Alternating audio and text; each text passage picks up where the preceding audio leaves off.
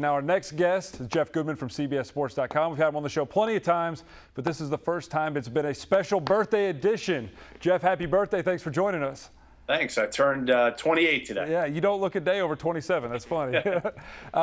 You're spending your birthday, I'd imagine, like most people are, talking about Billy Gillispie. Last night you had the story you reported that's kind of captured everybody in college basketball, really the sports world. For people who haven't seen it yet, reports of allegations of mistreatment of players at Texas Tech. Okay, summarize your story for people who may not have read it. There's plenty of layers to it, and it probably doesn't surprise too many UK fans right now. But again, it's just how he treated coaches, players, people in administration. 30 bodies have turned over since he took over a little more than a year ago. 15 players, at least 5 coaches, assistant coaches, and then you got like 10 or 15 other guys, strength coaches, a couple of ops guys, an academic guy, GAs, student manager. I mean, everything, you name it, everybody's turned over, most of them because they can't deal with Billy Gillispie. And I chronicled a couple of the allegations against him. One being a kid on the team named Kadir, who had a couple of stress fractures last year, was basically crying in practice and then made to run these steps at the arena, again with stress fractures in both of his feet, which is obviously pretty harsh, pretty severe. But again, to those who know him in the industry, a lot of this stuff isn't shocking. I mean, 2 players from Canada, he basically kept in limbo all of this past offseason, whether they were on scholarship or weren't. And then finally, summer school ends, they want to go home, take a flight. They book a flight home to Canada to see their family. And then Gillispie, who has been non-committal all summer, whether they're going to be on scholarship or not, be on the team, he says to them, if you leave, you can't come back. So both of them end up eating $1,000 trips home to Canada. You've got coaches, numerous coaches, who have basically been told that they were going to have jobs. Tom Coverdale, former Indiana player, was told he had an assistant coaching job 2 days before he was ready to come down to Lubbock. This is about a year ago. Gillispie called him and said, hey, it's not an assistant coaching job. It's now an assistant strength coach job, which means you can't work with the players. It means he's making half the money. He had already resigned at Tyler Junior College as an assistant there, couldn't get his old job back. He's done that to other coaches. Back when he was at Kentucky, when he took over the job, I remember he had 1 spot left on his staff. And I remember getting calls from 6 or 7 different coaches, assistant coaches that were trying to get in there, that they all thought they had a job offer at the same time. 1 spot, they all thought they had job offers. Gillispie was leading all of them on to basically see who he could get packaged to get a player. Do you think, I mean, you talk about Kentucky, there's a history there. We've heard stories, and that part of his undoing at Kentucky, along with the DUI, were the treatment of the players. Do you think Texas Tech, as a university, is just as responsible in this situation as Gillispie is? Absolutely. Kirby Hockett, the AD who took over right before Gillispie got hired, should be on the hook here, and I think will be. And right now, Gillispie sits in a hospital in Lubbock, and nobody knows what he's got, really. He checked himself in with I don't know if it was heart palpitations or stress or whatnot. You know, if I was Gillispie, I'd be stressed too with the way he's treated people over the last few years. So, you know, again, you feel bad, obviously, that he's in the hospital, but I don't know how bad you can feel when, again, you hear the stories over and over about, you know, putting Josh Harrelson in the bathroom stall, making him ride back in the equipment van. The way he treated, and I think ruined Derek Jasper's career, having him play through the knee injury coming back from that microfracture knee surgery. You know, you've got the way he treats managers, you know, just about everybody. I mean, I heard a story, you know, Matt Pilgrim went down in a heap and was kind of having convulsions. He was cramping up so bad that his body was shaking, and Gillispie standing over him, yelling obscenities at him to get up. And again, I don't think there's any place, and I said it the day he got hired at Kentucky, you probably don't remember, but I did say it was a terrible hire.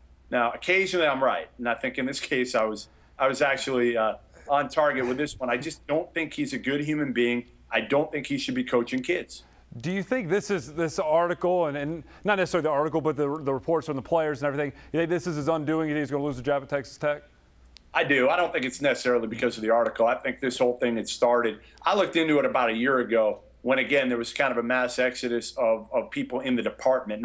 There were 6 players who left, but again, it was secretaries. It was assistant coach Chris Beard. I looked into it then, and I said to myself, you know what? I could write it now, but I know there's going to be more.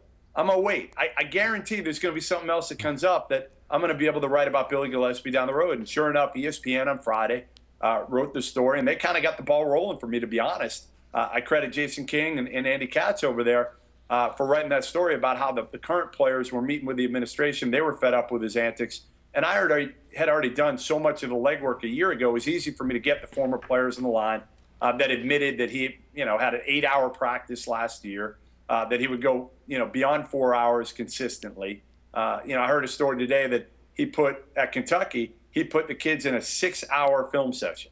6 hours. I mean, again, may not be illegal, but again, illegal and just kind of immoral and unacceptable. That's what I would call a lot of what Billy Gillispie does, and all the mind games and the antics. And I've gotten about 300 or 400 text messages today, one of them defending Billy Gillispie. Wow. If you go back to Kentucky, there were some guys, without naming names, who were reportedly falling asleep in film sessions. They're 6 hours long. I don't know how you can blame a guy now for falling asleep in a film session. As far as Kentucky goes, before this story broke, the other school that had a story that kind of captivated fans' attention was North Carolina, the academic scandal. Sounds like there's not a lot to see there at the moment. Is there still something for North Carolina to be concerned about, or for fans that say, hey, they're getting away with something, to be aware of? Yeah, absolutely. I spoke to somebody within the NCAA that said this thing is not over. Just because nothing has happened yet does not mean that the NCAA can't continue and will continue to investigate. I think there are some people in the NCAA that are a little bit disappointed right now, but this, from what I'm told, it's certainly not over. And it's a hard one for us as media to kind of cover unless you're down on the ground in Chapel Hill.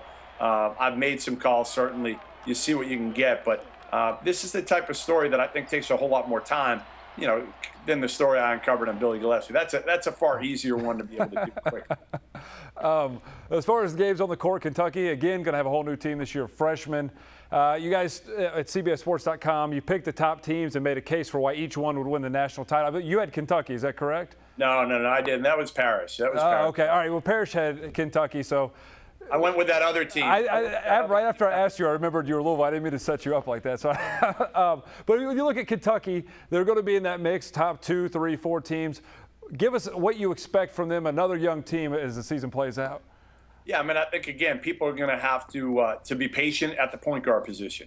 Remember, all of Calipari's point guards have taken time to develop, whether it's Derrick Rose back in Memphis, Tyreek Evans, certainly Brandon Knight went through some struggles early, Marcus Teague. I guess John Wall was the one exception to the rule. I think Ryan Harrow is certainly going to have an adjustment period. He's going to be critical to them. I know Cal has said something like Harrow's not guaranteed a spot. I can't imagine he's not going to be the point guard when it matters.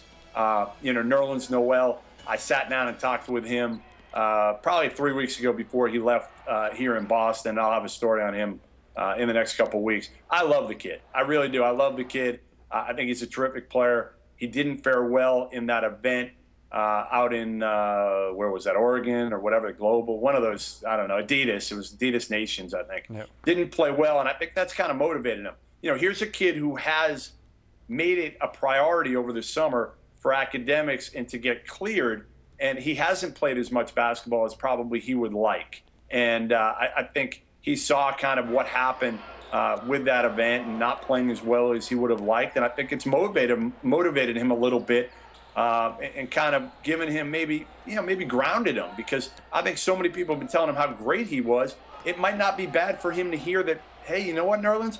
You may not be as great as you think right now, and you got a long way to go. He knows he's got a long way to go on the offensive end.